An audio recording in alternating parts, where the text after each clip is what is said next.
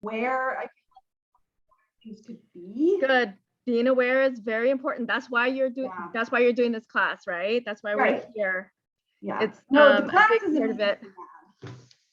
It's just making me realize of all the many solutions, you know, things that we don't have. So rage came up as an emotion. Did anything else came up as an emotion during this week as other students are working through their projects as I opened this class up?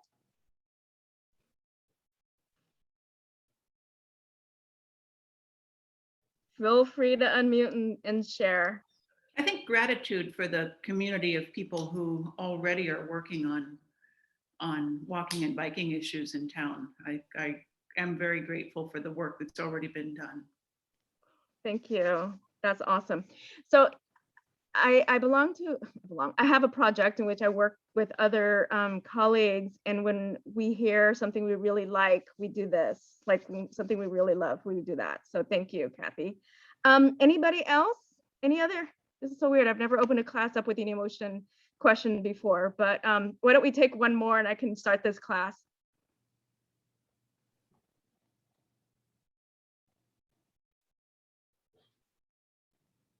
Or not. Okay. It's Halloween night. I'm kind of surprised no one's really showing up in a Halloween costume. It's just right around the corner. I know. We are in for a treat tonight, and I want to return to 2 years ago when I first started teaching this course, and the week of Halloween was when I invited our executive director, formerly then of the Street Trust, and Arlene Kimura to come, and they dressed up in Halloween costumes and talked about community engagement. And tonight, Arlene had been requested to return again because she's such a staunch advocate for transportation and community in East Portland. So I want to bring folks back to this class, bring Arlene Kimura back to this course to talk about her work. But I'd also like to welcome you, for those who are not aware of our executive director of the Street Trust, my good friend, Sarah Iannarone. Sarah, I'm gonna say your name wrong, all right? But Sarah's a good friend of mine, and I've been waiting and hoping that she would come to class, and here she is. We've got her tonight to share about the work that she's been doing, some of the amazing work that she's been doing within the Street Trust. Ananda, can you throw up the splash page? I'm gonna just talk through our agenda really quickly before we get started. So I want to remind you that we have the scavenger hunt game bingo still going on. So I still want you to participate in that as best you can. And the theme really is to have as much fun as you can on it. So at some point when we close the game, Ananda and I are gonna take a look at it and review it. But just a friendly reminder for you to still continue to play. And for those who are working on your class projects, so the projects are coming up. I'm hearing more and more of the projects come to fruition and ideas and research. So I think it's great. For students who have not sent us your project ideas and your research, please do so, or Ananda and I will reach out to you to make sure that you're in the queue for presentation night. We're just really close, actually, a few more weeks and then class is over. So we are at week 5, if you can believe it. It's really, really fast. But yeah, those are the 2 big things, 3 big things really, the scavenger bingo game, the class project, and then the upcoming field trip. So we still have the field trip confirmed, and we will send you more information. It's November 13th on that Saturday. And I would like for you throughout, at the beginning, throughout today, please write your name in the chat if you will for sure attend the field trip. We'll ask again next week or the week following, but we want to get a head count on this field trip. So this is great. It'll be great. I've also asked students from last year to attend, and we've got 5 students who are interested in attending the field trip. So we're looking forward to it. I'm planning for it. It will be on a Saturday. It's a Saturday, November 13th from 10 to 12. We're putting together an information page and we'll send it to you. So this is great. I'm really glad this is going to happen. And for Arlene and Sarah, who are on tonight, this is a field trip that we do. Which is one of the popular things about this course over the years is this field trip. And how many macaroons should I make? Yes, we'll give you a head count on that. I think the macaroons would be delicious. The field trip, if you're not familiar, is will be on 82nd Avenue, Sarah. So it's also one of the field trips that you and I have embarked on upon our career over the years. And we'd love for you to join if you're interested. Arlene as well, but it'll be fun for everyone. And it'll get a chance for us to meet each other in person. So I am just sending those out as reminders for you to let us know. And I want to start the class now. I'm really happy, as I said earlier, that we have a presence of Sarah and Arlene together. And first off, we'll have Sarah talk about the work that she's been doing at a regional level. And as she's taken the helm as the executive director of the Street Trust, I'll let her do her own presentation and her introduction, but she's amazing, such an advocate through the years here in Portland. And then after Sarah, we will have Arlene, who will dial down in a more local level and really boots on the ground work in which Arlene has done over the years for East Portland and the work that she's done with East Portland Action Plan and continue to do in her daily life. And yeah, so this will be mainly the biggie of our class. We'll break and then we'll do a panel Q&A with class discussion on the class project if we have time. So I'll hold the questions for each of the individual speakers after. If you have content questions, then we can address them, but I want to hold the more the bigger questions towards the end where we could do the panel Q&A. So I will hand it over to Sarah. Sarah, welcome to class. Hi, thanks for having me.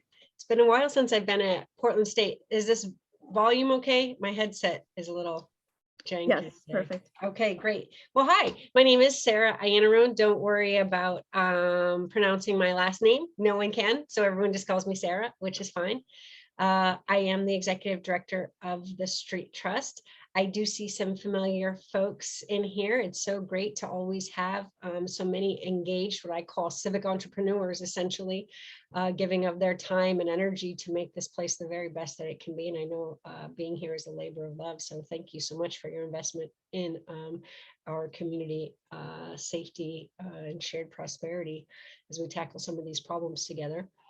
Just a little bit of background. I don't even know how I can end up on the same panel with someone like Arlene because she's so phenomenal, has been doing this longer than anyone here. But I think that folks need to understand that it takes a long time to achieve even the tiniest things in our system. I got my start in politics, actually, because I called PBOT and I wanted a crosswalk across Southeast 72nd Avenue from the residential section of my neighborhood to Mount Scott Park and Community Center, which is a premier shared amenity in the heart, really, of outer Southeast Portland. A lot of neighborhoods share that, and people from all around my community walk there. And it was getting a lot of spillover traffic from 82nd Avenue, and our kids were struggling to get over to the park. And PBOT's answer to me was, well, sorry, ma'am, you can't have a crosswalk there because it's really a dangerous crossing. And if we painted that and indicated it was safe while it was actually dangerous, well, then we would be liable. And so that really got me started on the path where I am today. I see some of you shaking your heads because you've been in this fight for a while as well. But that kind of answer from local government has, I think, prompted many of us to take matters in our own hands when it comes to figuring out how we're going to get our kids back and forth to school, how we're going to be able to make our commutes every day, and how we're going to be able to keep ourselves and each other safe, regardless of the mode that we choose to get about where we live on a daily basis. So from there, I took that no and turned it into a bit of a, well, I'm just going to do things without them having to say yes. And we took a vacant piece of land at the corner of Southeast 72nd and Woodstock. It was just a remnant from the streetcar era, actually. And we turned that vacant piece of land into a pocket park. This is back in 2005. So we've been at this for quite a while. And just this month, we're actually making some progress on getting that slip lane closed to vehicle through traffic and hopefully moving closer to our dream of turning that into a public plaza. But it actually took a spate of unbelievably intense gun violence in our neighborhood and having a lot of transportation advocates in my neighborhood who understood the importance of safe streets for community safety to actually work with Commissioner Hardesty and PBOT to think about what traffic calming might do for as a mitigation in terms of gun violence prevention, because a lot of the gun violence happening in our neighborhood was actually happening from people speeding through our neighborhood in automobiles. So that's my personal story. I've been at this for a while. And most recently, I took the helm of an organization called the Street Trust, which many of you here may actually know. It was formerly named the Bicycle Transportation Alliance. It was formed over 30 years ago now. A bunch of rabble rousers who wanted to put their bicycle on a TriMet bus got a little irritated and figured out that maybe we needed to come up with a system for storing bicycles on the front of a bus. Later, we thought that if we were building transit centers, we might want to have bike lanes through them. We've taken some cities to court because we thought the bicycle bill should be enforced, that landmark piece of legislation from the 1970s, and really grew over the years into a platinum level bicycling advocacy organization all the way up until 2015, at which point a previous executive director, Rob Sadowski, led the change of the organization from a bicycle focused organization to a complete streets organization and rebranded the organization as the Street Trust. I think that was a challenging time in Portland advocacy. It was a transformative time for sure on a lot of fronts, and maybe that name change and mission change wasn't necessarily the smartest approach. I think perhaps we forgot that it took decades of community building to get that bicycle transportation alliance, that alliance of community members interested in forwarding the aims of bicycle riders, to be what it was. And so when I took over the organization at a time of great social upheaval. We're in intense racial justice reckoning, a climate reckoning. We're in the middle of a pandemic. And what we see more than ever is that access to safe mobility, the cheapest, most affordable option, as you know, taking a walk or hopping on a bike, is still a primary means for many disadvantaged people, even though it's been reframed as sometimes an elite activity or even urbanist aspiration. And what we're seeking to do right now is take that understanding and the wisdom of decades of bicycle advocacy and bring that to a renewed mission at the Street Trust around multimodal regionalism. And let me tell you how we got there. I engaged in a strategic planning process where I interviewed as many people as I could think of who'd been with our organization over the years and asked them, what do you think our place needs from us? And what even is the place where we can make a difference? Is it Oregon? Is it Portland? Is it the Portland metro region? And what we heard really was that it's that complete build out of the multimodal system that is that last piece in making sure that we can get people safely where they need to go. And when you think about the fact that if you get to the edge of Portland and end up in Clackamas County, or sometimes you go west or south or north and the system just ends, it doesn't matter even if inner Portland is doing a good job. If that network is not connected across our entire metro region, then really it's not working for people who have to move across the region. It's not working for people at the edges of those municipalities or at the edges of the region. And so we decided to intensify our focus as a regional advocacy organization that will go to Salem when we need to bring home the bacon for projects here, but also understanding that when we make intensified investments in urban areas, that the ROI is quite great because of the population density here and our ability to get more people away from that drive alone trip and onto either active transportation mode or public transit. So there is that. I don't know, you wanted me to save my questions toward the end, so maybe I can just give you, how many more minutes do I have, Twee, there? You have quite a bit, actually. How long am I going for? I'm sorry, I was horrible. Yeah, you can go for 7:15. That was what I had you. Oh, perfect. All right. Well, but I'm actually wondering if, do you have a presentation you wanted to share? Well, I do have some slides I may put up. But I was going to talk through a little bit more of the concept first, because I think I'm just going to show some one-offs. I'm not going to take folks through a deck, if that's okay. Yeah. I'm a little bit slide decked out today, if folks don't mind. But so what we're thinking of, and that's a nice prompt because I will pull something up, is this is the renewed mission and vision of the Street Trust. Let me turn on some screen sharing here. I have screen sharing potential there. Let's see. Okay.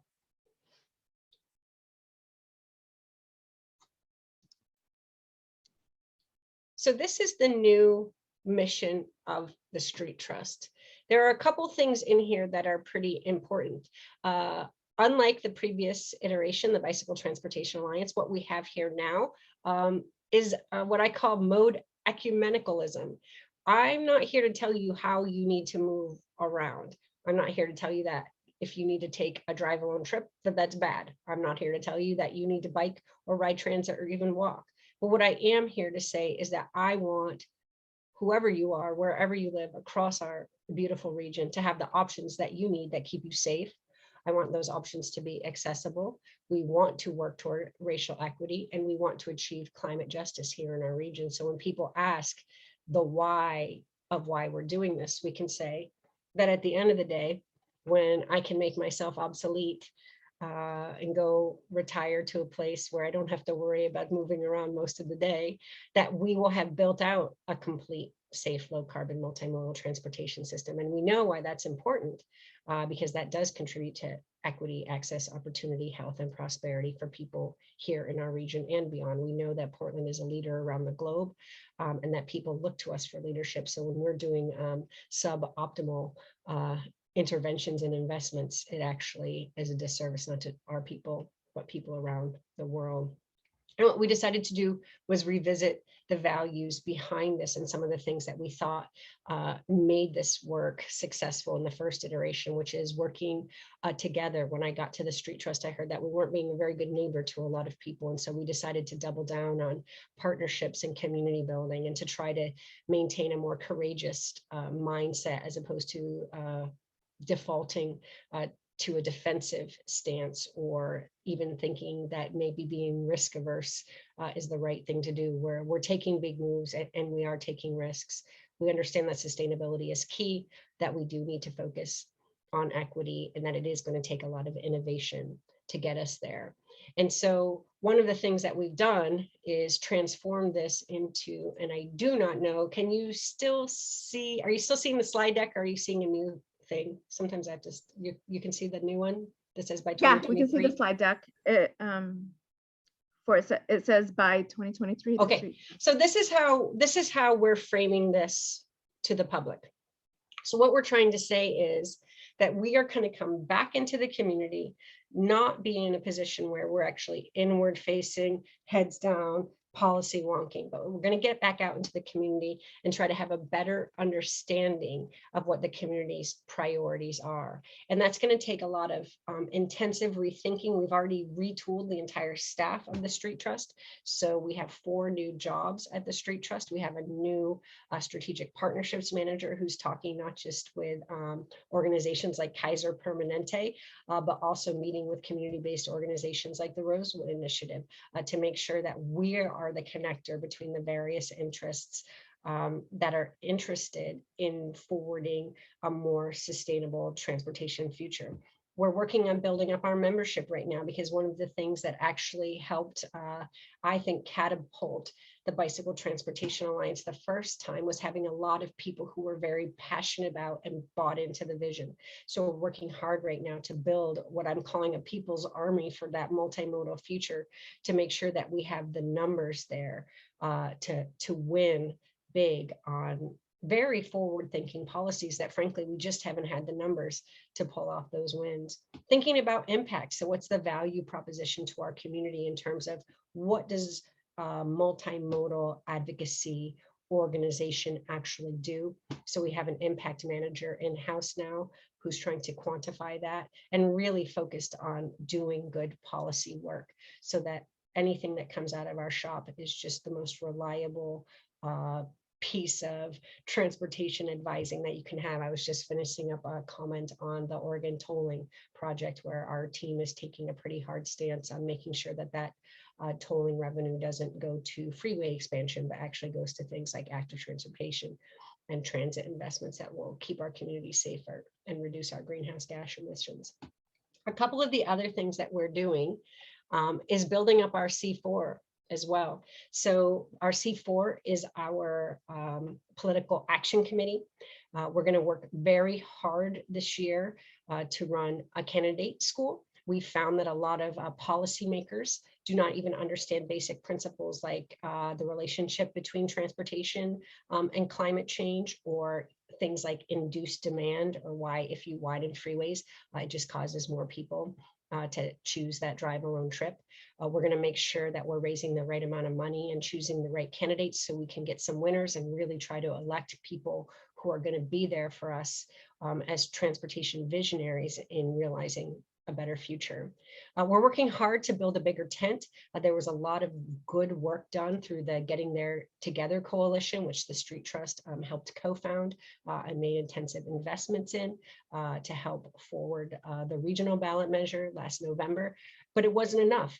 Clearly, we lost at the ballot box last November. And so what we thought was, well, what was missing? We need to go out and keep building our movement bigger. So we've got a business membership program. We're reaching out to people in the labor movement, especially Blue Green Alliance, other institutional partners, to see if we can find unusual alliances. A good example is we did our parking day installation in Oregon City this year in partnership with the downtown Oregon City Main Street Business Coalition, which is not who the Street Trust would have historically looked to first as a partner in something like our annual parking day event.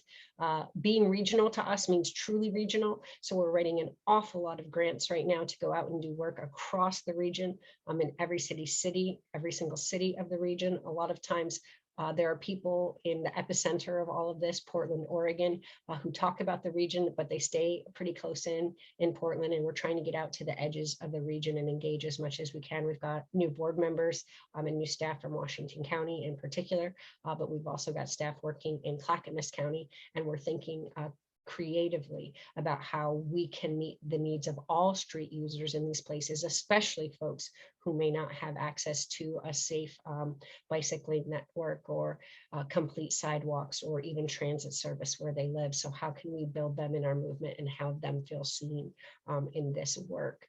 And then again, trying to make sure that we're documenting our impact and reporting out. And so we've even made investments in some pretty serious community organizing tools that will help us track data, that will help us mobilize the community by area of interest or zip code, and really thinking critically about building this up as a movement and not just an organization.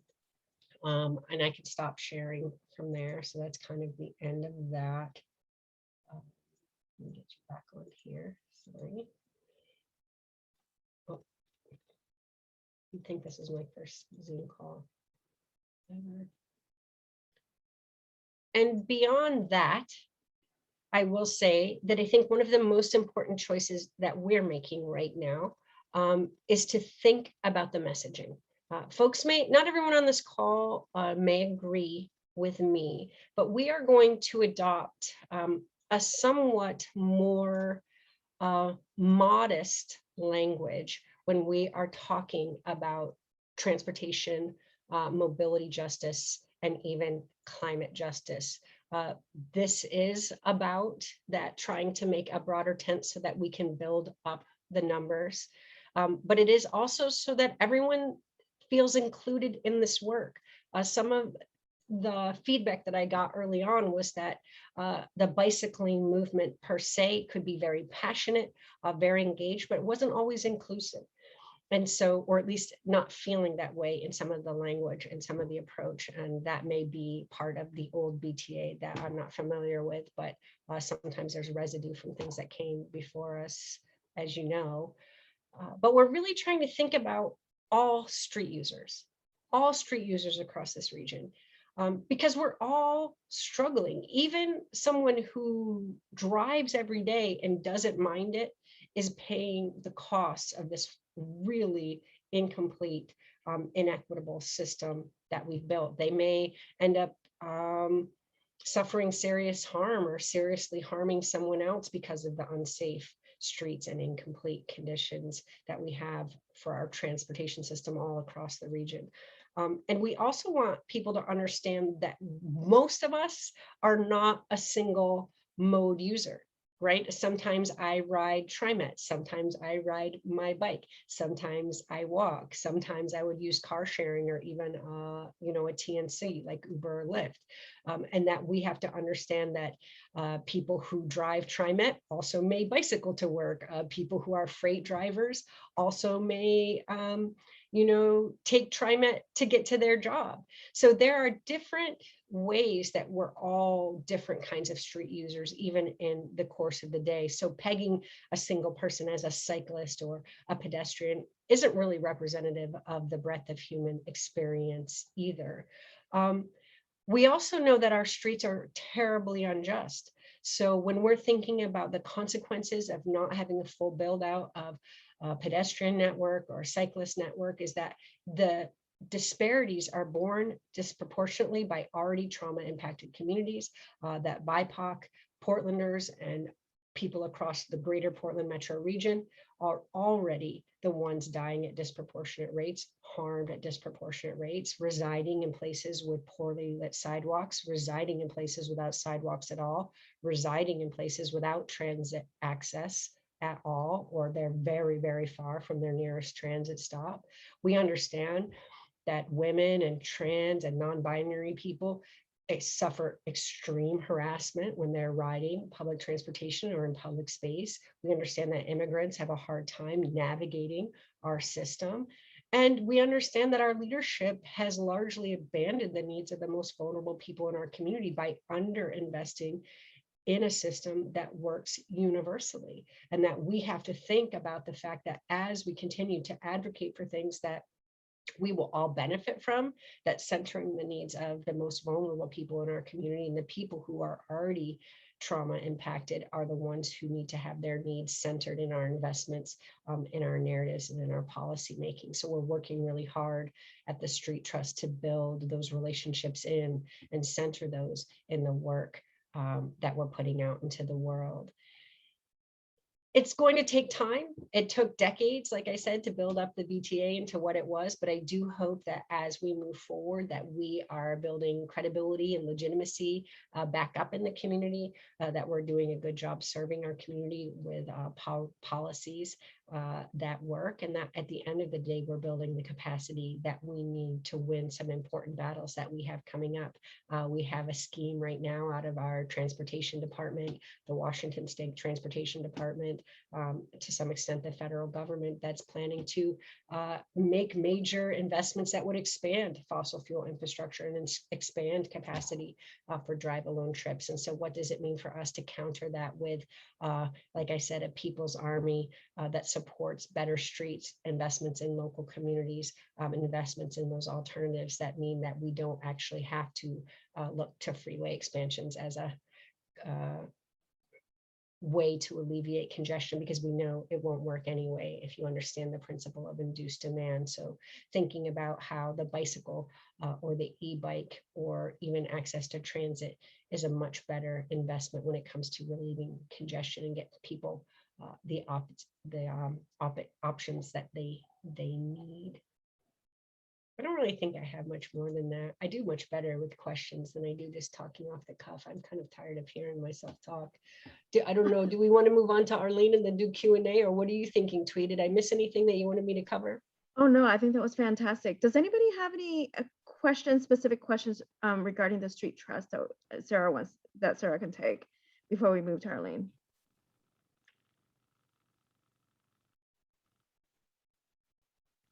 I think we're going to Arlene. Okay, can I say yes, Sarah? Thank you very much. Thanks, That was Arlene. wonderful. In terms of what most of us want is a complete system that includes options. Right now, almost all of the stuff is based on the fact that somebody drives someplace. Occasionally, people take transit.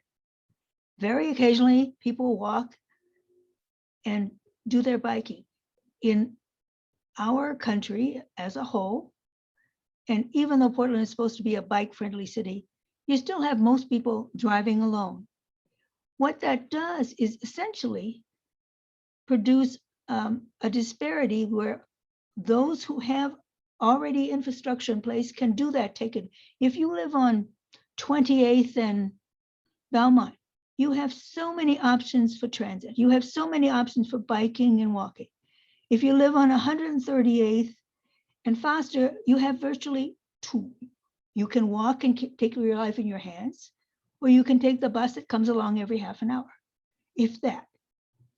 What I want to echo with Sarah's presentation is that it is a multimodal option-based system, and that is the most, at least from my way of thinking, most just, that people who are low income, BIPOC, have a difference of sexual orientation, all get that same option as the, you know, the upper middle class white guy in Lake Oswego who goes to the park and ride, gets on the train, reads his paper, and then gets off the train, and there he is at his stop.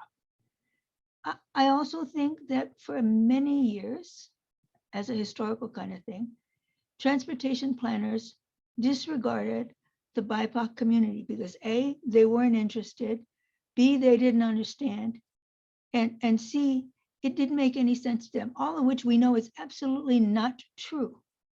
But it also doesn't make sense to anybody else unless you actually take the time to explain them. One of my big focuses has been to get all of the transportation processors, be it TriMet, be it ODOT, be it PBOT, be it the federal government, to say you need to talk to people. Don't just print stuff and say, here, read it. Like how many people get stuff in their mail, flyers and stuff, and they just goes directly into recycling around. People do better when they feel they can talk to each other and get questions answered, even though the answer is still somewhere down in the frequently asked questions and answers. The other thing is for my community, at least for East Portland, the access to the internet is not as widespread as it needs to be. And so we are really working to get a better total infrastructure, which includes internet access as well as the transportation access. I work with Sarah, among other people on the GTT thing. And one of the things we just hammered at was that our young people need to learn how to be able to do transit without deciding that they have to have a car and get their permit at 15 and get their driver's license when they're 16. I've lived in other places in the world, and let me tell you, people get around just fine without having a car. And 20 million Europeans can do it. How come we can't do it in one city in Portland?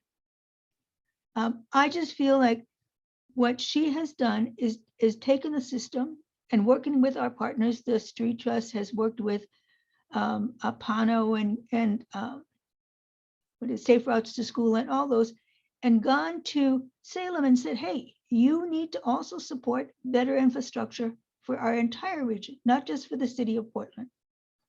Because we know that you have to get somewhere, be it from the house in front of the street in front of your house to the train station, or getting to college or getting to the park.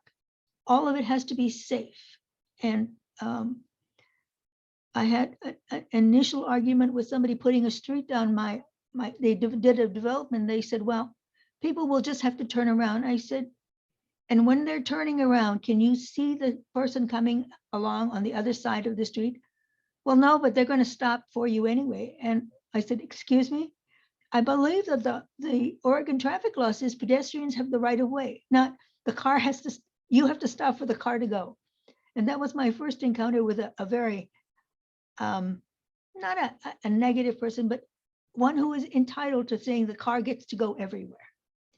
So I do want to echo the fact that all of us need to be advocates in your own way. And you can't all be bicycle advocates or pedestrian advocates or transit advocates.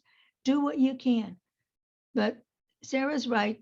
There is now pushback to expanding the roadbed. I call them the roadbed projects. It's all well and good to fix the roadbed, but expanding it is something that I think we need to really seriously think about. In one of the transportation bills that we worked on in the November ballot action, people in the outer edges of the city to the east all decided that they needed to have an industrial park and they needed better access to that industrial park. Unfortunately, the industrial park was not even developed, named, or bought. They said, well, in 20 years, it'll be there. So we want to make sure the road is there now. And I went, hello? I'm getting people killed and you're worried about an industrial park in the future? The other thing I want to tell you, and Sarah knows, and most of you have done this enough of the transportation projects take an incredibly long time to go from start to finish. 5 years is kind of a minimum. 10 years is probably average. 15 years is about right. We worked really hard for getting Powell Boulevard funded for the infrastructure corrections. And it was almost 8 or 9 years of work. And then about 5 years ago, Janelle Bynum took it up at the state legislature and said, we need to invest the money in it, and transfer the street to Portland. We just had Tran take care of the Trifam, take care of the 82nd Avenue with a partnership with ODOT, PBOT, the business community, who have been crying for something else. And I'm so glad you're going to do the tour of 82nd Avenue, because even with the improved 82nd Avenue, it's still a wonky street. And if you're not careful, you can easily get run over, thrown off the 2 feet sidewalks they have in some places. And you want to be sensitive about the fact that people don't intend to do some of these things, but by bad street design and by not spending the money to fix the infrastructure, you have these things happen. And I know that most people, as Sarah said, we don't want to demonize the driver, but we want to say, here's some options that might make a better fit for what this region is trying to do. I have friends who live on the other side of Hillsborough in Washington County, and they have the same complaint. There is nothing to get them from point A to point B. Even if there's a marvelous transit system from Hillsborough in, nothing else exists on the outskirts. How can they get better service for their people? Because now everybody has to drive. And unfortunately, when you talk about a fairly low income neighborhood, what you end up doing is somebody buys the $500 polluting car that goes for maybe 6 months, they run it to the ground, and then they just drop it where it lays because they can't afford to have it towed. They can't afford to have it fixed. It would never get covered by insurance or pass DEQ. And that's what the big penalty is. We pay a huge penalty for that in the fact that our resources are just being eaten up, taking care of stuff that doesn't need to happen. I do a lot of advocacy and asking transportation people to come and talk to our community and bring somebody who speaks Spanish or Vietnamese, or we have a lot of the Arabic speaking folks. We also have people from Myanmar. The Rohingya are now a fairly decent conglomerate in East Portland. They're from very rural parts of the world where some of this stuff is just like totally alien. And the transportation officials don't do a very good job of explaining how it's a health issue. It's a safety issue. It's it's better for your kids long-term. They just say, well, you need to let us do this because it's important. The business community suffers from the same thing. Most of us in East Portland have little small businesses, and those people are spending all of their waking hours working. They're not going to go to an online forum in the middle of the day when they've got a business to run. So how can we make sure that the information that is presented has an equitable chance of being commented on by people who are going to be most affected by it? It's been a while since I think anybody has come out, and it is, I think, unfortunate that we continue to struggle with this. A lot of the people who are low income, who grew up speaking English, don't understand all the transportation terms either. And you got to get over that and speak in, not stupidly, but clearly, and tell them, okay, that means is nobody can make a left turn into your business. And have the conversation that says, it might initially hurt you, but this is how it's going to be better. It takes time. And public officials are all concerned about the budget and how much time this takes, because it's an intangible thing. They can't quantify that they talk to 15 people and maybe 3 of them have businesses, but their customers all understand why they have to do this. They said, well, you only talk to 15 people. Why don't you talk to 150 people at one time? And this is a mindset that we, I think, need to work harder to change. It's going to take longer to change. And I think that by hammering on and asking them to look at a complete system, not just piecemeal, which is how everything has been done in the past. Our freeway system is basically a piecemeal effort. It was geared toward providing a highway system so that in case we got invaded by some foreign power, the tanks could roll down the middle of the street easily. There was no real reason to do that. And they never talked to any of the communities that they disrupted by putting the freeway down, because they assumed that they didn't know better, they didn't care, or it was just not in their best interest. And I just think that that's the part that I work real hard to change, that these communities deserve to know as much information as possible, and they can make then an informed decision, as opposed to saying, I know best and you're going to just do what I tell you to. I don't know, do you have any questions, or does anybody else have any questions? Or I think Sarah gave a really wonderful presentation, and thank you, Sarah. Arlene, do you want to talk a little bit about our work? Did you guys already go over the city budget? Because Arlene and I are both on PBOT's budget advisory committee. We have not gone over the budget yet. They just are still kind of doing that. The last round with the PBOT budget that you and I sat on, one of the things they had proposed to cut was the street lighting. And we said, no, what you cannot do for safety of people other than car drivers is cut a lighting budget, because the lighting right now is terrible. Scott Kotcher, who works with the Oregon Walks, apparently has some kind of software program where he can look at, they can evaluate the amount of lumens on a specific street based on the kind of street lighting they have, and it does an evaluation. And frankly, a lot of our streets have really poor illumination. They don't all have the LED lights. They don't all have the focus on where the corridors intersect. The TriMet is really terrible, but on their crossings for the light rail, they don't have enough lighting to get people seen by somebody coming down the street with them. And then I think we actually asked for making sure that we continue with our program on the curb cuts and fixing of the handicapped access thing, and not cutting that out because we thought it was really essential. And I think they're now also starting to work on decent signage. The other thing that I actually had asked is, could you have signage in symbols rather than just words? All over the world, everybody knows the stop sign is the thing, but we don't have that. I went to Japan and I didn't read Japanese traffic signs, but they had all symbols, so I knew exactly what to do, and I didn't get run over or kill anybody. we can't do that apparently. So anybody have any questions? Looks like Hendrik had his hand up, Arlene. Okay, Hendrik? Hi, I'm curious, in your experience, how much is translation an afterthought or not even included in budgets? Because It's almost never included.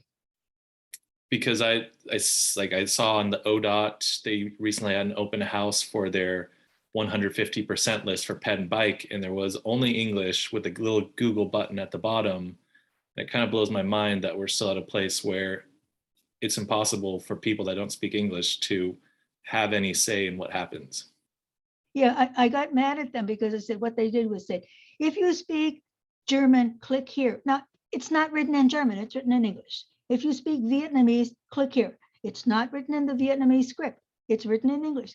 So how is someone who doesn't speak English and read English well going to know that they can click on and get a decent translation?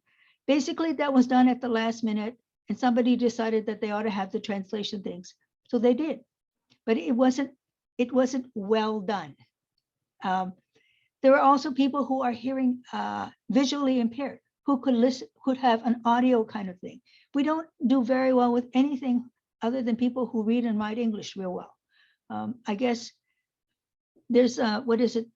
I don't know how the people who are handicapped in terms of hearing, they can do the TTY thing, but none of that is usually obvious on any of that information session. So it is really an issue. I went to an emergency management. What do you do in case the big one comes?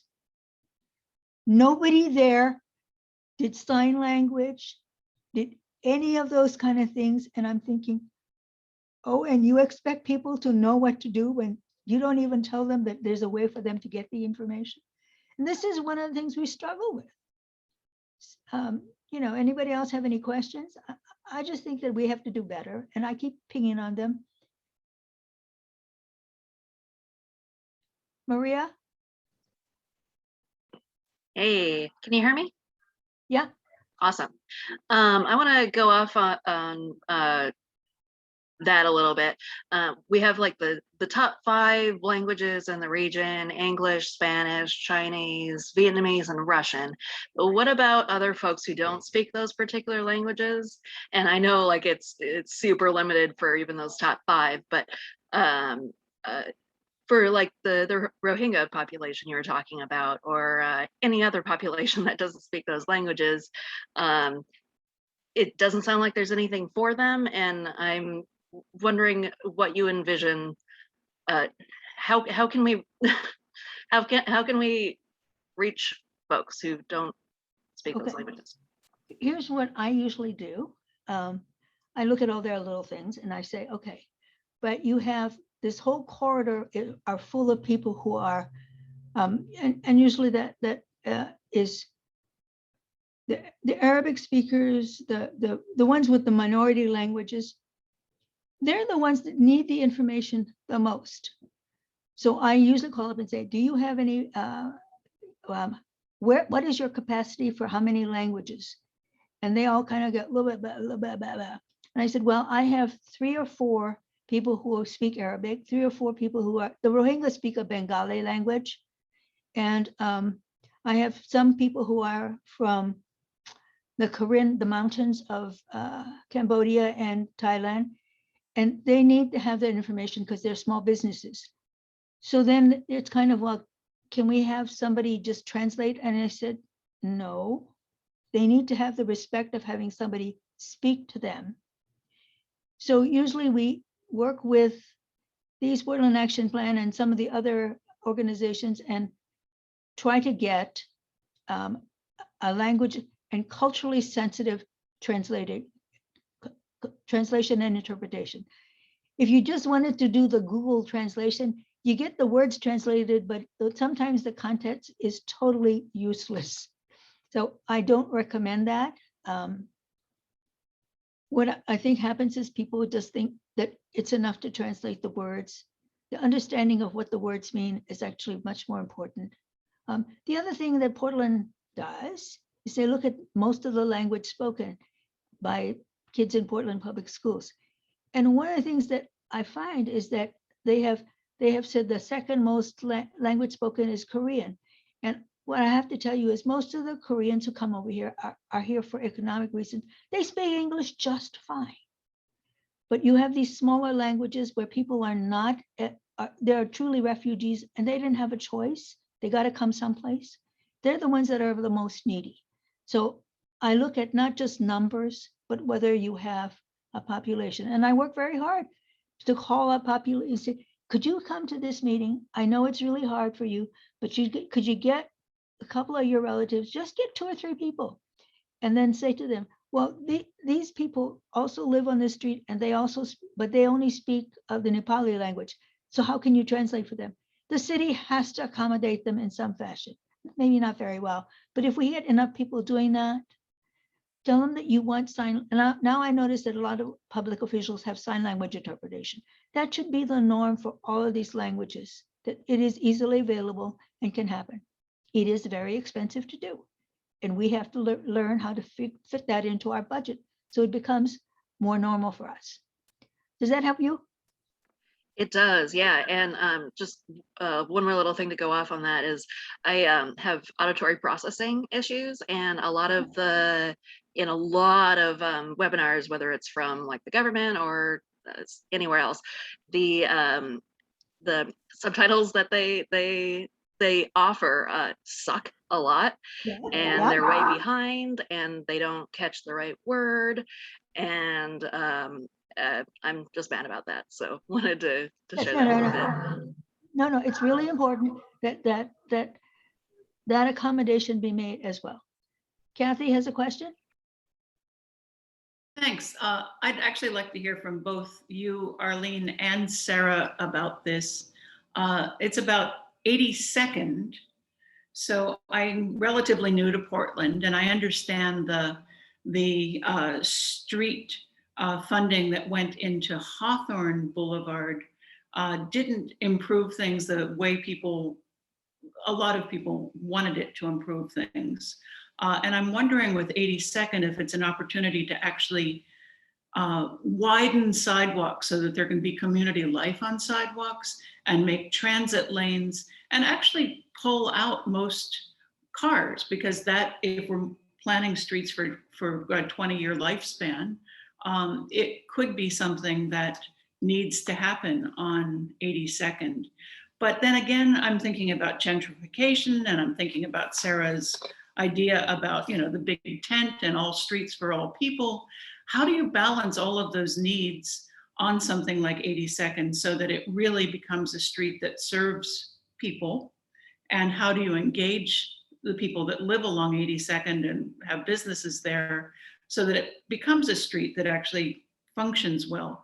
I don't think the city did a good job on Hawthorne Boulevard from what I can see. And I think that they have the opportunity to do a better job on 82nd. But I want to hear from both of you. Sarah? Yeah, and I apologize. My dog's kind of tired of Zoom, so he might be joining us tonight. It's cute. The Hawthorne situation is a little bit different in terms of like category of project intensity. So I don't know that it's the best case like relative to 82nd Avenue, which would be a complete transformation of a major corridor. But I actually just had a conversation with someone at TriMet in Capital Projects today about how we are sorely overdue for both a planning and financing framework that's maybe an evolution from our earliest thinking around tax increment financing, where we do some value capture, where we make investments to then take that money and make sure that we're targeting the proceeds of the increased value after we make those investments in ways that are pro-social. And at the end of the day, if our values are clear, then they will be redistributive and they will be contributing toward greater equity. I did propose something like this called like a green zone or something that would be more longitudinal, so they weren't having the harmful in equalizing impacts of urban renewal, but where we were thinking proactively well in advance of major infrastructure investments, especially along corridors, to invest in community planning processes and also other anti-displacement mechanisms like land banks, other institutional investments that would do uplift in the community, so that as we are making investments that we're not inadvertently displacing people. Minneapolis has come up with something like this. I think it's time for us to probably innovate this, making sure that when we are making these major investments, because there are orphan highways all across the state that need the same treatment that 82nd Avenue does, and they need it in short order, that we need to build the community capacity and the civic infrastructure first. We need to have the policies in place to do the value capture and to prevent the displacement. And then we need to make sure that the community is leading with their vision place by place, and we're not being dragged along by a transit agency or other government entity, but that we're allowing the communities. I think the Jade District is a very good example along 82nd Avenue, where Apano has been very effective in shaping a vision for the future of their place along 82nd Avenue. But there may or be many districts along 82nd Avenue or 122nd or 136 or 148 or TV Highway or Barber Boulevard or any of these major corridors where we need to make intense investments to make sure that people aren't displaced along the way. I hope that wasn't overly convoluted, but it is a pretty complex question, I think, and we do need to come up with some new policy tools to deal with it. And I'll throw that over to you, Arlene, because you might think that's too pie in the sky and not the least bit practical. No. I was really glad you mentioned the J District in Apano, because they did an intense visioning of what they expected their street to look like.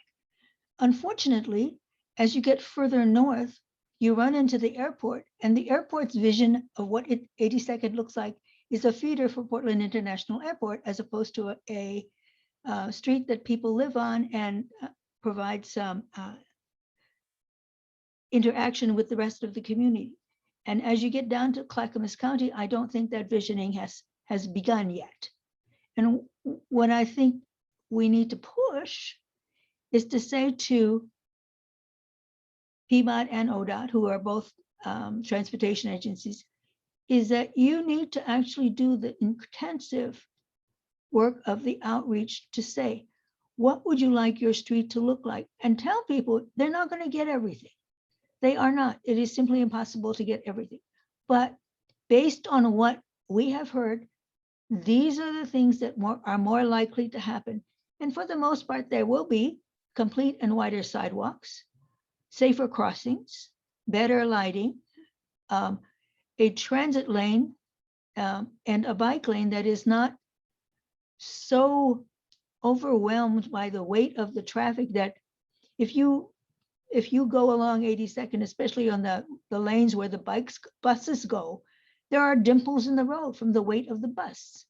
And that is because it is not geared to that. But if you look at any of the freight streets, one of the reasons they don't have that is they've done a huge resurfacing, and not just a resurface, they've dug down and built the subbed up to the point where it is able to take those heavy weighted trucks. And that's what needs to happen on 82nd. And it's really expensive to do that. But I think that if the community visioning is not simply going to say, well, it's very nice if we can do it and we have the budget for, but to insist that all of those things get done, we can get a better street that everyone can at least live with. I'm not sure that I will ever be wild about going up and down 82nd unless I have business to attend to. It's not a street you would want to take as a drive, but a lot of people drive up and down Rodeo Drive, and frankly, I don't think that's a wonderful street to go in. But again, it's asking the people who are impacted the most. There's a huge Asian community, but there's also a huge Russian community and an African-American community. I was going down 82nd, and all of a sudden I said, why can't I understand a word that this sign says? And I realized it was in the Cyrillic alphabet. So obviously, the street has changed enough that we need to be a little more mindful of what the community that lives here is not just the used car lots. and people trying to sell you a cheap deal or tires or whatever. It is a different community, and we have to recognize that. And that's very hard for agency folks to do. Sarah, I think you found that trying to get agencies to change and do a switch is an ongoing yelling, kicking, and screaming proposition. And they're very nice about it, but you have to be persistent. Any other comments, Sarah? Well, I was just going to say, you know, my neighborhood is at the intersection of Foster Road and 82nd Avenue. So I also think there's a lot of othering that goes on along these corridors that they're not places for people, but we know that we've intensified through our regional planning scheme, especially the corridors and town centers model. We've actually intensified multifamily housing along many of these corridors as well that are terribly unsafe. And so they are residential streets, and we tend to make it seem like there are these streets that are for freight and through traffic, and then there are these places that people live, right? And that's actually not the case along 82nd Avenue or Foster Road where I live. And it's been quite a bit of a battle for us to get policymakers to think about those as the places where we live, as our neighborhood streets, if you will. And I know that we have a lot of different uses. I see Keith in here, and I know he's in trucking, and we've got a lot of different uses on these roads, but I do think that we need to pick our battles about what we're trying to do in terms of outcomes too. If the, you know, the key performance indicators are reducing traffic deaths and reducing greenhouse gas emissions, and making sure that people have access to jobs and affordable housing, then we need to be targeted with our investments as well, as we're transforming these streets and not making any more space for the drive alone trip if we can help it. I want to say one other thing, and I think that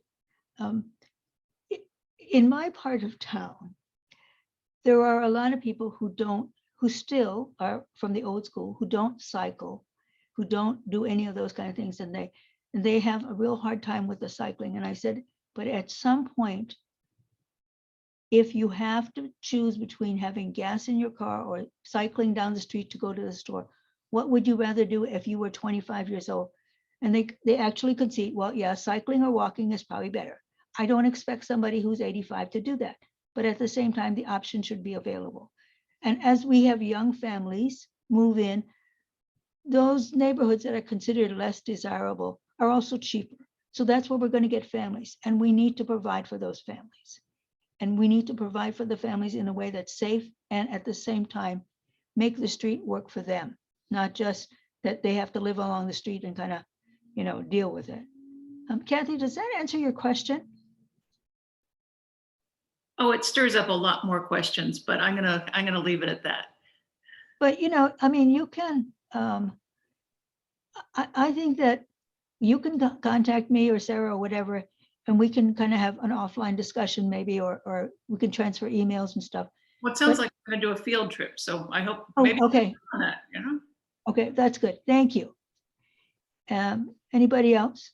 This is so great to talk about 82nd Avenue, because we're going to do that field trip. So being able to see, to hear about it and then physically see it and be there will be very interesting.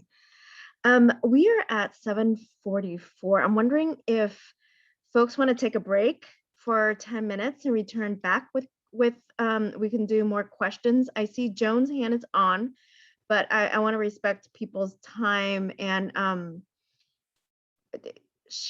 can we hold the questions and then and then return back in 10 minutes? I see Hammy had just returned back to class.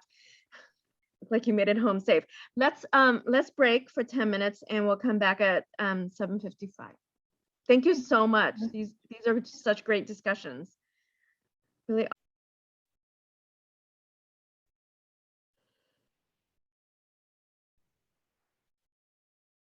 think we have such attentive students.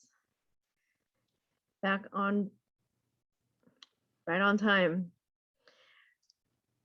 Let's, no, Joan's been patiently waiting with her hand up. Yeah, let's start our panel. Some more questions. I see that most folks are back. Joan. Thank you so much. So I have a question about, Sarah, you spoke earlier, I'm hoping you both can speak to this, about how the BTA had a reputation in some communities for maybe not being super inclusive in its advocacy work. And I'm wondering if you can sort of speak to the challenge of like trying to sort of channel some of the extraordinary energy of advocates who are sometimes like unintentionally behaving in ways that kinds of ends up causing like great harm to some communities. I'm particularly thinking of cases, I think that sometimes as bicyclists, you know, we feel so vulnerable on the roads that we start to think that we are like a vulnerable community, like as a, like an under, like a marginalized community, because we're so, you know, I mean, on the roads, we're incredibly physically vulnerable and, but often have a lot of privilege. I'm thinking of like, you know, white cyclists who are passionate advocates who often live in the central city. I mean, this is me and my people. And it just seems like sometimes I've seen these situations play out where you have these really avid, passionate, often white cycling advocates who end up in a conflict in a neighborhood where the like truly historically marginalized members of that neighborhood are getting a lot of like animosity and racism and accusations kind of directed at them. I mean, I'm sure you're familiar with the dynamic, and I'm just wondering if you can talk a little bit about how we can all sort of, how like we white folks can be better, how that some of that energy can be channeled. Well, and I have to start off obviously by bringing a ton of privilege to this answer, right? I am a homeowner. I live inside of 82nd Avenue. I'm fully employed. I have a good education. And I carry a lot of white privilege everywhere I go. So I just want to lead off that I'm not necessarily the person with the best answers on this, but I can say that from my work and what we're trying to do in our work is a couple of things. One, recognize that that threat is real for vulnerable road users, because I even think, I mean, I'm not an expert in the science of it, but it feels to me that like the adrenaline rush of being afraid that you're going to die on your commute is very real. It's visceral. And I actually manage that on a daily basis just so that it doesn't cause me additional stress. Trying to understand that most of these motorists who nearly take my life on an almost daily basis probably aren't doing it on purpose toward me. It's probably a level of carelessness, distraction, and also just shitty infrastructure, excuse my French, but it's just bad infrastructure that allows them, and bad rules that allows them to move around the city so carelessly, putting other people's life at harm. So I really do try to focus on the system and being angry at the system. I also have been thinking about, this is something that we're trying to do at the Street Trust, because there is a bit of a tension, you know, with the loss of that passionate cycling advocacy is one of the things I think that eroded that organization's support over time, because the cycling community is so close knit and is so passionate around a single cause, and that looking at a more multimodal framework, or even just a complete streets framework before we even went into the multimodal phase, dilutes that energy and that passion. And so what do you find that connects you? You know, when there's a cycling community, you can be connected in the mode, or whether you're a recreational cyclist, or if you enjoy Pedapalooza or Midnight Mystery Ride, right? Like there are all these events that you can do, you know, community building around, and you find people who share your passions and your interests, and you, it's an affinity group. But it's hard to find the affinity group between maybe someone who's an e-scooter user, a mom on a cargo bike, someone who's trying to catch, you know, TriMet, and maybe someone just walking to the store for groceries, right? Like what's our shared affinity in just having a good street? Like how do we find the community in that? So that presents its own challenge. It is what I'm trying to do through some narrative work at the Street Trust around street users and our streets. We're launching a video, we'll be dropping in about a week, that talks about our streets and the fact that when we're in our streets, we protest together in our streets, we love and we celebrate together in our streets, we live and we learn together in our streets. ideally we could play in them and they wouldn't just be reserved for transportation, right? There's a lot of things that we can do in our streets together, but also thinking about things like, we know that we're not the leading cycling advocacy organization anymore. So this year we extended like a hand to help Bike Loud as they start to reinforce their institutions and offer them fiscal sponsorship. Because one of the things that we can do as we move up in that level of abstraction is continue to support people who are doing intensified work. We gave our Alice Award this year for our Elizabeth Jennings Graham Transportation, sorry about the dog, award, equity award to BikePOC PNW, which is building affinity for BIPOC cyclists in Portland, just really to elevate their work and help uplift them too. And so how can those of us who do come from a more privileged position or do have bigger institutional capacity or more resources center on those smaller affinity groups and organizations in the work too, so it's their voices that are driving, and so that we're not focused on certain sets of voices, even in conflict or not, but that we're elevating certain voices, maybe even that help us preclude conflict in the first place, because we have a greater understanding and there are more narratives out in the world. And I actually think PBOT's doing a lot better on that front. I think PBOT's equity matrix is helping. I do think that PBOT is doing an awful lot of work to center more vulnerable communities, trauma impacted communities, and even marginalized geographies in their work, and putting those voices out front and center at the beginning of a process or the beginning of a conversation. Don't get me wrong, they still have an awful lot of work to do, but I do think by coming up with that equity matrix and identifying key populations and key geographies that they have made intensified investments in certain communities to help elevate those voices. So those are just a few tactics, and I'm sure Arlene has many more if you want to weigh in, Arlene, on that, or if not, then we can move on.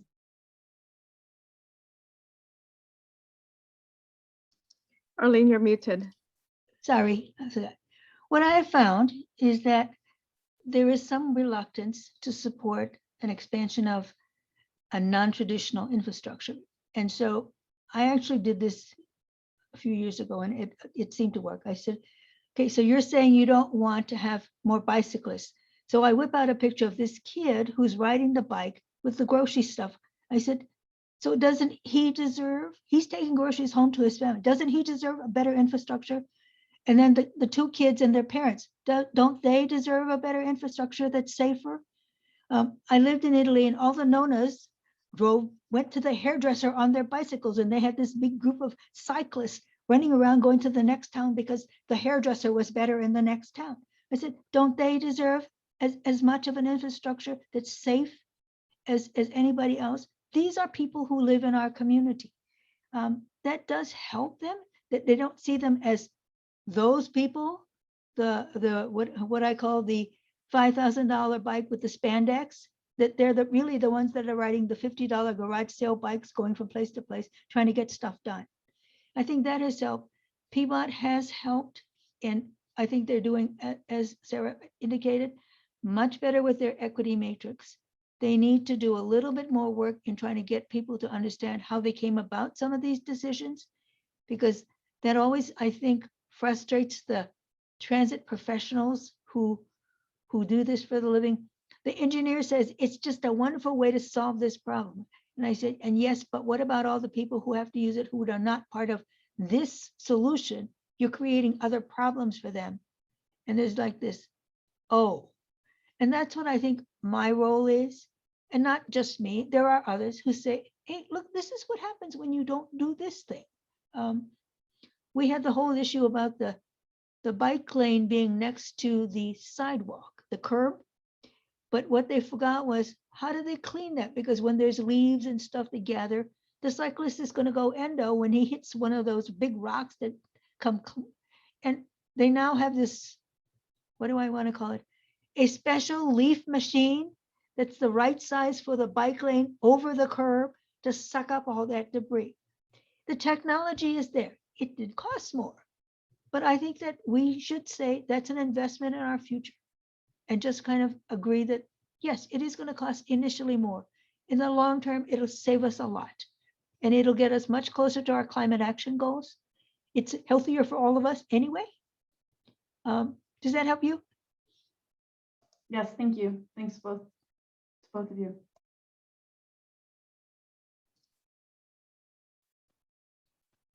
anybody have any other questions? Those are great. Those are great questions thus far. Joe, see your hand up. And Hendrik will be next. Yeah, thank you both for your inspiring talk. I'm just curious, in your own experience working in community engagement, like you must have already aware that different communities has different characteristics, like working and living. And in your opinion, what is based on that? What's the best way to approach different groups of communities? And yes, so the first question to bring in their opinion. And the second question is about the designing of any transportation project. In the designing stage, I'm not speaking transportation, but there must be some kind of survey, for example, like signing on the road. I think the experts must done some survey to see if people understand the signing of the standing structure, or if they understand like what the city is trying to do or not. And are you aware of that? Are the marginalized group of people are included in that survey or not? Yeah, that's my two questions. Okay. Let me start. Okay. Number one, I ask people, and I do know a fair number of people. So I tend to ask, what would X community need to have so that they can understand this? And as long as people are talking to other people, the information gets filtered off. And I just say, please let the people at Peabody know that your community meets at, the Russians are a good example. They have different church groups that meet. So then we ask them to meet with a church group and explain what's going to happen, because they're not all, even though they may be Russian speaking, they're not all a homogenous group. And so each of them has a different point of view. And I said, and please listen and ask questions respectfully, because one of the things I have found is that people can tell whether you're speaking in English or Oromo, whether when you're being patronizing. And in terms of beginning projects and notification, that is still a real difficult thing to get our transportation folks to do, is to say, is this signage enough for people who don't have, they can do a quick snapshot of what is going to happen next. On Gleason Street, they had all the thing about merging the lane on the lane, but not up. And all the people who generally are used to looking up said, we couldn't tell what to do. So they almost had into accidents because there was nothing that indicated you should merge like right now. And that's kind of a learning curve for Peabody. It's a learning curve for all of our signage, actually speaking, when you make changes, that you have to pay attention to not only just the I did the sign, but where the sign was done and how the signage was done, so that people know that something is going to happen. And I did a walk this morning with Joanne Hardesty, and she came up to Holgate and 82nd Avenue, and the slow down sign was right there, very big. You could tell it was slow down, but at the bottom, and I thought it was a little small, it was a high crash corridor. You didn't know why you were slowing down. It just said slow down, and people are going to go, I don't have to slow down. I don't see any reason to. And they kept buzzing on through. They were all going about 40 miles an hour. And I think that we have to do better about explaining what we're doing. And Joanne said, well, yeah, I wanted more lights and stuff so that people would actually focus on the fact that they have to slow down because this is a high crash corridor. I said, yeah, but right now we got to work with what we have. So they're going to do a little bit more work on the signage and how it's explained. But it's a learning process, and it's going to take time. Sarah? Yeah, I think that's really important what you've said it, and just to say, you know, a few more things about it. The notion of just going where people are at is so important, and meeting them where they're at. For so long, government has asked the community to come to them and tell them. And we really need to front end in our budgets, right? Like if you don't have enough money in the budget to do a project that's safe for everyone, if you don't have enough money in the budget to do a project that's communicated effectively to everyone, if you don't have enough money in the budget to do a project that's inclusive of everyone, then you don't have enough money to do the project, right? Like we actually really need to demand that all of this is part of the project, not just the concrete and the rebar, right? And so you got to go where the people are, but then you've got to respect them when you get there.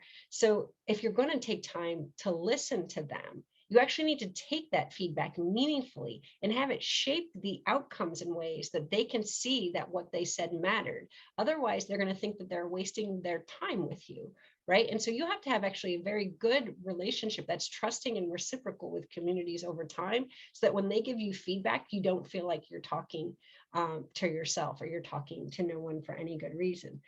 And we have not, I don't think, learned as governments, let's say, to actually really trust people to be the experts in their place of what they need and want.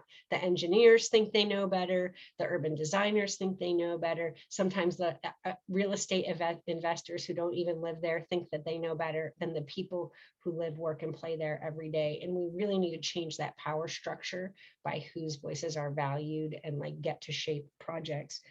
And then finally, I would just say, like at the most high level of idealism, there's this concept of places that work from 8 to 80, which some of you may have heard, which means that you build something that's so functional and so accessible that your kids, you know, as soon as they're elementary stage, all the way up to being grandma and older, are able to navigate it relatively effortlessly and safely. And ideally, if we are focused on things that were so universally accessible and safe, we wouldn't need to be doing so much explaining at all, because it would just be intuitive, and we would be able to move through our communities much more effortlessly and with lower stress, because so much forethought would have been put into, do people feel safe here? Does this feel inclusive? Are we designing for equity and access foremost? We haven't done that. We pretend like we do, but what we're really designing for is vehicle throughput, SOV, ease of use, right? Get people in and out faster, faster, faster. I mean, all of these freeways were designed to get workers in and out of urban areas back to their suburbs as fast as possible, and move freight and move other things, but not about, are we actually centering people in our design and in our policy and investments? And I actually think if we did that, there'd be a whole lot less communicating going on altogether, because it would just be a lot more effortless. Again, that's very pie in the sky thinking, like the highest level of abstraction, but it's actually probably possible if we put our minds to it. We have to start someplace, so we might as well aim for high. Thanks, Sarah. Thank you. And or Joe, do you have a follow-up on that? Oh no, I just want to say thank you. Yeah. Okay, great, thanks.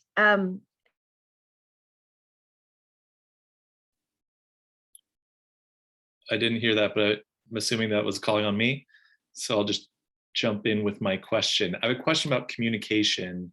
I've heard like kind of pieces through a lot of the answers, like meeting people where they're at and individualized marketing, or Arlene, when you talked about pulling out a picture of, you know, a child carrying groceries on a bicycle. I feel like a lot of advocacy is a lot of like carrot, but no stick. And in my specific job, I do safe routes to school for the city of Tigard. Often when I'm working with schools, the decision makers, it's very hard to bring them on board, and they're making a decision for an entire school. And if I just can't get that principal on board, then, you know, all students miss out on it, and they're not even making that decision for themselves, or nor the parents. So my question is, because you both clearly have a lot of experience, what tips do you have when you're trying to get representatives and decision makers of communities to do something that is so easy for them to say no to, but you really want them on board, you need them on board to be successful? Let me take a stab at it. Okay, there's there's you have to have a discussion with them. You have to kind of say, oh, okay, what is it that you cannot you absolutely must have? Then I would try the normal avenues, trying to meet with the decision makers and stuff. Usually that doesn't work. And you and I know that it doesn't always work. So stealing a page from the people who do these things, and I don't do them, but I have people I know that does these things. We go digital. We have, hey, we tried this and this is what happened. I also have a fairly decent working relationship with a lot of the media folks. One that they know that I won't tell them anything that is not true. And when it's an opinion, I tell them it's an opinion. But if they want an opinion, I will give them an honest opinion. So you got to use some of these tools. And it's a little frustrating, I think, for people who think that, well, if they just write a letter to the editor, it'll solve all the problems. And it doesn't. And unfortunately, we can't just kind of assume that it will work. We do really have to work extra hard at it. So I don't know. Is that kind of I'm still learning different ways of communicating, different ways of getting the messaging. I have done as much as taking public officials on tours and said, would you want to live there? Would you want to cross there? The only thing I haven't done is picket it, but that doesn't mean it can't be done. And I wouldn't do it at some point if I thought strongly enough about it. And Safe Routes to School is one of those that everybody says, oh, it's a wonderful idea, but the execution is in the details, as you know. And a lot of times the details get lost in the big picture and you go, oh, wait. No, the kids come down this other street and they need to cross over here. And that's right where the parents wait. So then they drive around with their cars and that's not a good idea, kind of thing. So it's hard and there is no one easy answer, but does that provide you with any kind of tool that you can maybe use? Yeah, I don't think there's a wrong answer. I'd just love to hear different experiences and what has worked. Right. Sarah, do you have any ideas? I mean, I don't always get what I want, even though I fight a lot of fights. And I think, one of the things that you've got to do is bring a spirit of consistent enthusiasm and optimism to what you're doing and giving people the benefit of the doubt until they prove themselves to not be worthy of it. Those trusting relationships over time really do matter, that Arlene is so good at cultivating with key decision makers. There's kind of that notion of insider, outsider politics. I do think trying to figure out what X you're solving for in advance is really important. Like, which battle which hill are you going to be willing to die on too? Sometimes you have to lose a few battles or a few dozen battles to win the war, for lack of better terminology. That's not less militaristic, but what are you going to put in behind, because maybe you have to take a few L's before you get that W, because in doing that you do the community learning. Sometimes taking a loss together actually builds community. You can do list building sometimes through something where you don't actually win. Sometimes you learn what your opposition is really valuing by fighting a fight that you can't win. So you might need to go into things knowing that you might not win, but that what are you going to get out of it, and be very, very strategic. I do think it's important that diversity of tactics that Arlene talks about, whether you want to take a media campaign, a social media campaign, a public opinion campaign, petitions, right? Like, it's all about the exchange of power and who has the power to make the decision over what's going to happen where and with what resources. And so if that principle actually has the power, well, there's actually a lot of people in power over principles, right? Like, who actually holds the power for the decision making? What are the inflection points to influence that person's behavior? What pressure can you apply toward those inflection points to save outcomes? And then just always do your homework. I think the integrity of your words, the integrity of your data, and the integrity of your position sometimes wins over really lousy positions too, and they just haven't thought it through. So providing them like accurate information, statistics, clear white papers, positions that they can clearly digest, and take back to their leadership, because usually someone's just got to please their boss at the end of the day until you get to the very high end of the food chain. All of those things can help. It just depends on what the context is and what you're trying to accomplish. Can I say that I have seen this work? Is that we got a group of parents to appear at a school board meeting and say, hello, we need to have this done and we think it's important. And if you want, I can bring a bigger group of parents the next time, and they go, oh, never mind, never mind. Let's think about it more. So, you know, it's a combination of stuff. It does you be really strategic about how you want to place yourself. And as Sarah says, sometimes you lose something, but in the losing, you build that community base that is so necessary and solid. I mean, we got hit over the head so many times about Powell Boulevard, and everybody said, oh, no, that's never going to happen. And we said, yes, it is. It may take us a little longer, but it will happen. And at the same time, we built a better base of people, not just people who complained about Powell, but who actually had relevance to why it was important to do the better thing for Powell. And I am, you know, I continue to work with people, as Sarah is doing, who live in Washington County, who live in Clackamas County, because unfortunately, we're all in this together, and not acknowledging that is really not helpful. Does that help you at all? It does, and it encourages me to start including more parents in the conversation, because I'm newer to the position and I didn't want to step on the toes of principals and administration, but I think I've ran as far as I can with them. So now the next tactic is PSOs, PTOs, parents informing, and just demonstrating the value. So I think I'm gonna take the next step, but I think being clear, communicating well, and letting principals know, like, hey, I will reach out to these parents. So FYI, someone might reach out to you, just so you know. And that also gives them another opportunity to change their minds one last time. So thank you.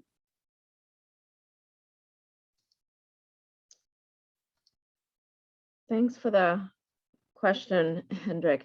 Arlene says that she's gonna bow out right at 8:30, so 8 minutes out. Arlene, is there anything you'd like to add to the class before you go? We have had such a rich conversation, and having you here again this year has been phenomenal. You've been so great. Such a warrior in her own right for so many years. Definitely somebody a lot of people I know look to. But Arlene, I'd love to give you the platform again, just to share some last parting words before you have to go at 8:30. I do want to say that I've worked with I've enjoyed the partnership with Street Trust, with all of the normal transportation advocacy groups.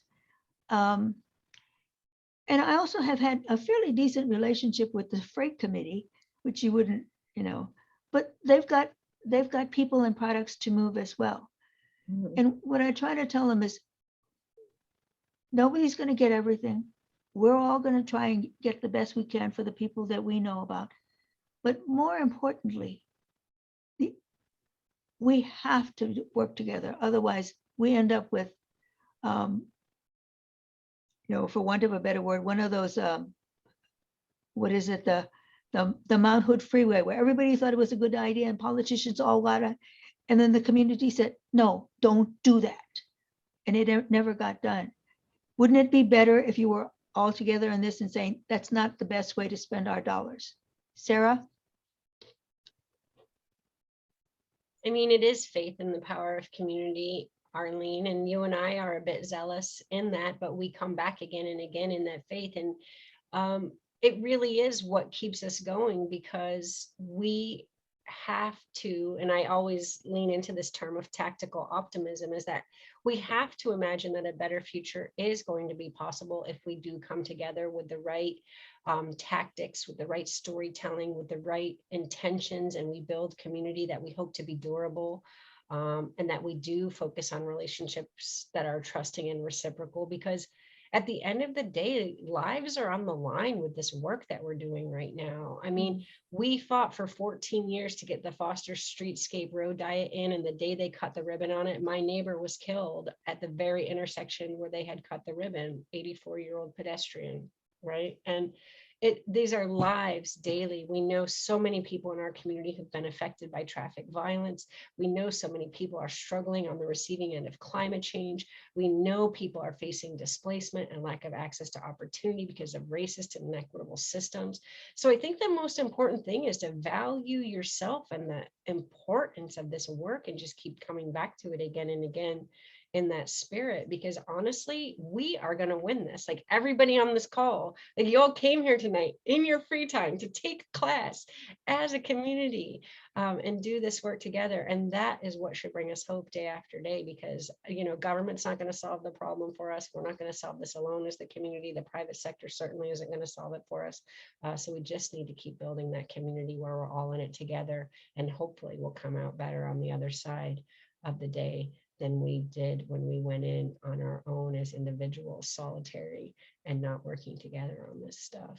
And again, I think everybody in this call owes Arlene a round of applause for her steadfast commitment to this too, because I look up to her and I learn from her every day. And so thankful for you, Arlene, and you too, Twee, for teaching this class, and for everybody on here who just commits so much time and energy to the cause. I'm so grateful for all of you. Thanks so much for having me. Thank you all very much. I appreciate the time and having me here. Thank you, Arlene. Thank you so much, Sarah. So wonderful to have you both together to join us. This is awesome.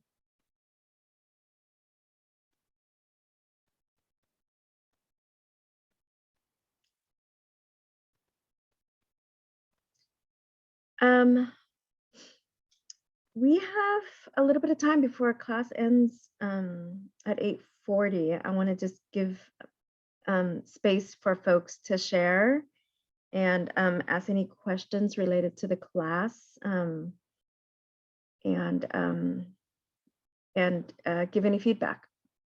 So kind of free for all for the next 10 minutes or so.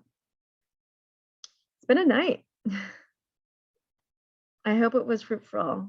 They're really fantastic warriors in the work that they do.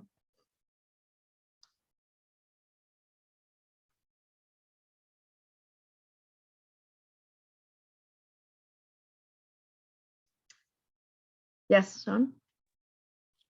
I was going to echo the concerns about not having translators on a lot of these community meetings. We've only had 2 PSO meetings at our school, and our first meeting, I mean, it was packed. There were a lot of people there. We met outside, but the second meeting, there was maybe a third of the people, our parents, had shown up. And from what I gathered, what I heard, it was because a translator was not offered at the first meeting, and a lot of people didn't show up because of that to the next meeting. So it is very important, yes, to have the translators for sure. I work with a firm that provides translation, a firm that's called Community Engagement Liaisons, CEL's program. Let me put this in the chat. And also what I could do is send you information. I consult with this firm on projects, and I bring them in on projects for translation purposes. So I could definitely share that. I'll share that information with you for future projects. And I think it's really, really helpful because, yeah, being able to have the communication out for everybody is very critical. And attendance is very, very important. So let me, yeah, so I'll share this in the chat for you. And Hendrik, this may be useful in some of the work too. So this is a sales program, and it started in the city of Portland, but this person who's also a colleague of mine, a friend of mine, have launched outside of the city of Portland. Her name is Ping Ka, and she's got folks who speak so many other various languages that are outside of the norm and they show up to community events and provide translation services.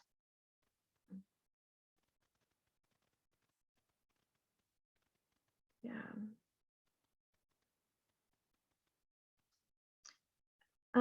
So just put that in chat. Is there anyone else who wants to share? I see that folks are here. It's definitely been a week, if it hasn't been for everyone. How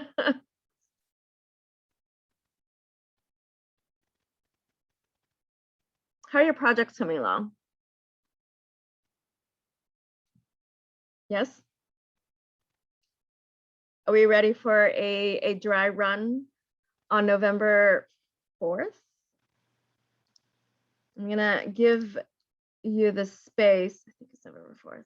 Let me get my dates right. Yes, November 4th. Is that our next class? Yeah, which is our next class. Gosh, this class goes by so fast. Fall just goes by really fast every year. So next week we have some folks that I know who work in the city of Seattle who's going to share some work. And we also have 2 visitors from Salt Lake who will be launching a course similar to this for the very first time at the university and the city in Salt Lake City. So they're going to be joining us. And they've known about this class for many, many years. And so they've been listening in on the past recording. So they'll be joining us on Thursday, Thursday of next week. So we'll have guests from Seattle and Salt Lake. And I'm going to dedicate a good chunk of that time for you to do just kind of a dry run of your projects and give you an opportunity to share what you're doing. So I'm going to see it as a midterm marker for our class. December is going to be like right around the corner. Joan, I see your hand is up. Do you have a question? Yeah, I don't know if anybody else is in this situation, but basically I found out that for my project, there are some really good solutions in the work, and it was actually, they've been in the works for a long time and have gotten delayed. So what our speakers were saying earlier about, they're like, these plans are more than 10 years old, but I think they're coming up soon. And so I'm just sort of like looking at my project and looking at what I now know is actually going to be happening.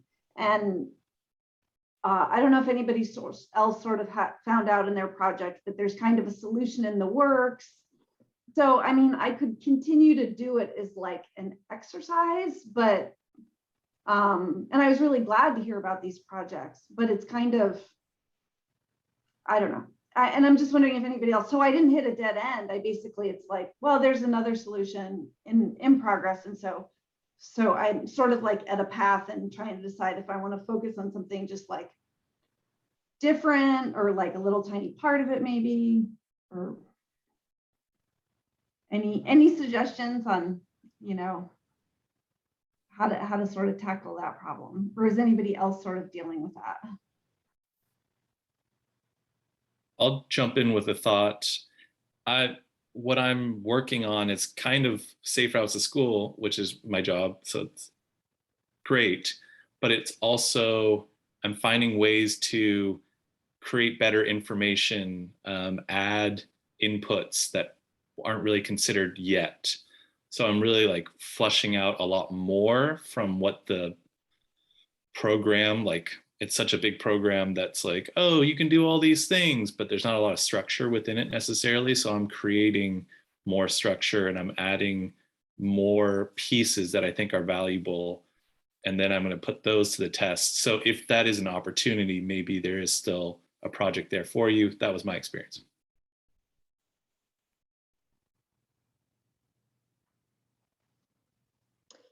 Thank you, Hendrix. Does that help, Joan, a little bit? Yeah, I think I just have to Talk it look through. again at it and poke around on the PBOT website a bit more, because there's a lot of plans that there's a lot of plans, which Yeah, there's a lot of plans. It's just like, it's like there could be a map with like 20 different things for every street, you know? So, yeah. Yeah. You have to comb through them and see what's worth it. Jen,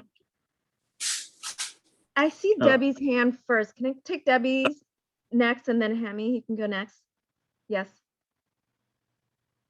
Debbie, can you unmute yourself? Okay.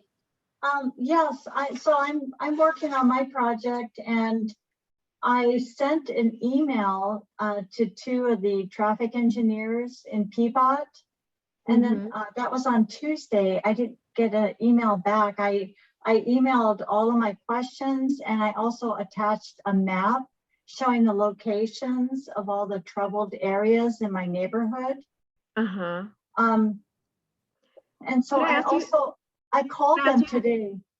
Can I ask you who you spoke to? I'm just curious. Well, I left a message with Eileen Dent today, and I emailed Eileen Dent and Mike Corey on Tuesday. Mm. So I don't know what the timeline is, or I don't know if I should call Wendy Colley. I don't know those folks. They're you- all in the traffic operations Okay, so your question is specific to like traffic engineers well, it's specific to, it's about uncontrolled intersections in my neighborhood, some uncontrolled crossings, and some intersections with restricted visibility. Okay, you know what I'm gonna do? I'm gonna give you 2 other names because I'm not Okay. familiar with those. And let me just do this email to you. I'll give you an email of Peter Coons, who's our signal traffic engineer. Peter? Yeah, Peter would be great. 'Cause But he I knows don't about- know, I mean, because I don't know now how to contact him. I'll send you his email. Oh, that would be wonderful. Yeah, it's just sometimes when you email folks and they're not familiar with this class, your email might just get lost. Yeah, I sent them another email and I told them I was part of the class. But you know, they Yeah. might have hundreds of emails ahead of me that they're working on. Yeah, let me email you Peter's email because Peter will be responsive. And there's another person who works with Peter, Charles. I'll look up his email too. But I feel like when you do your outreach to folks out there, if they're familiar with this class, they're very responsive. But if if it's new staff folks who are not familiar with it, it's just going to go into a bucket and you might not get a response. So let me can you just send me an email to remind me to email you, Yes, Peter? I will. Peter and Charles. I think And I that's was Charles. Yeah. going to just send you like my PowerPoint presentation, just how I have it, to see if I need to build it up more. Sure. I'll be happy to look at Okay. it. Okay. All right, thank you. Yeah. Hammy, do you have a question? Hammy? it's not really a question. I was just gonna say, it's a good opportunity for these, I think, for these places that have plans to maybe radicalize them a little bit, to make them even more grand. You know, I keep saying this around PSU, it's just an abomination, you know, like there should be car-free plazas, people being able to hang out, and yet it's just kind of this motor dump. And so that's the only thing I would say, Joan, that would be my feeling about. Is that, are you referring to the Broadway?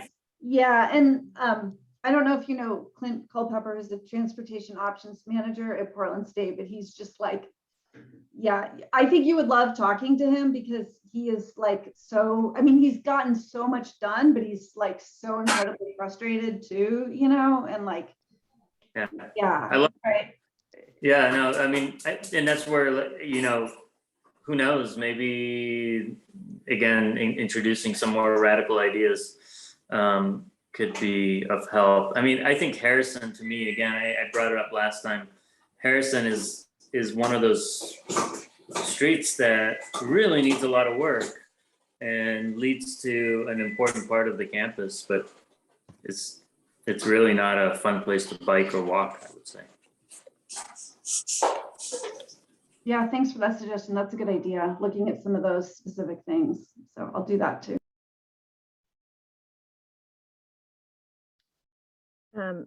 Hendrik had a question specific to deliverables. I'm not really expecting anything big unless you want to send them from the interviews. I think you conducting those interviews are really important, but I would ask for you to include them into your presentations and integrate them into your project.